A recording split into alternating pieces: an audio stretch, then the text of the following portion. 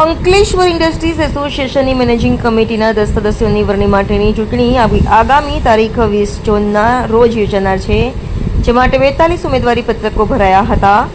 Ankleshwar industries એસોસિએશનની managing કમિટીમાં general કેટેગરીના 8, reserve કેટેગરીના 2 તેમજ કોર્પોરેટ કેટેગરીના 2 સભ્યોની ટર્મ પૂર્ણ થતાં તેના માટે કુલ 42 જેટલા ઉમેદવારી પત્રો ભરાયા હતા, જેમાં જનરલ કેટેગરી માટે 14 તેમજ રિઝર્વ તેમજ કોર્પોરેટ કેટેગરી માટે 4 ઉમેદવારી પત્રો ભરાયા હતા, જેમાં સત્તારૂઢ જનરલ કેટેગરીમાંથી 16 જ્યારે વિકાસ પેનલમાંથી 18 ફોર્મ ભરાયા છે, જ્યારે અન્ય 2 કેટેગરીમાંથી 18 ફોર્મ ભરાયા છે, જ્યારે અન્ય 2 કેટેગરીમાંથી બંને પેનલોમાંથી 2 ઉમેદવારોએ ફોર્મ ભર્યા છે.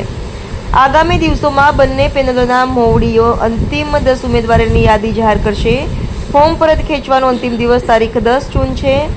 ઉલ્લેખનીય છે કે એઆઈએના વહીવટમાં લાંબા સમયથી સહયોગ પેનલનો દબદબો રહ્યો હતો, પરંતુ પાછલી 2 ચૂંટણીમાં તેણે પીછેહટનો સામનો કરવો પડ્યો હતો. હાલ વિકાસ પેનલના 7 સદસ્યો બોર્ડમાં છે, જ્યારે સહયોગ પેનલના 10 ઉમેદવારોની ટર્મ પૂરી થતી હોય 13 સદસ્યો રહેતા આગામી ચૂંટણીના પરિણામો પર સૌ કોઈની નજર હશે.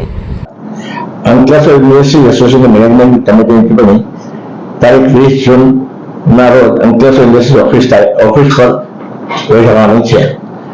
આ ચૂંટણી માટે ફોર્મ ભરવાની છેલ્લી તારીખ 27 મે હતી, જેમાં અત્યાર સુધીમાં જનરલ કેટેગરી માટે ટોટલ 34 ફોર્મ ભરાયા છે, જેમાંથી 16 સહયોગ પેનલ તરફથી છે અને 18 વિકાસ પેનલ તરફથી છે. રિઝર્વ કેટેગરીમાં ટોટલ 4 ફોર્મ ભરાયા છે, જેમાં સહયોગ પેનલ તરફથી 2 છે તેમજ વિકાસ પેનલ તરફથી 2 છે, જ્યારે કોર્પોરેટ કેટેગરીમાં પણ ટોટલ 4 ફોર્મ ભરાયા છે, જેમાં સહયોગ પેનલ તરફથી 2 અને વિકાસ પેનલ તરફથી પણ 2 ફોર્મ ભરાયા છે. ફોર્મ ખેંચવાની છેલ્લી તારીખ 10 જૂન છે.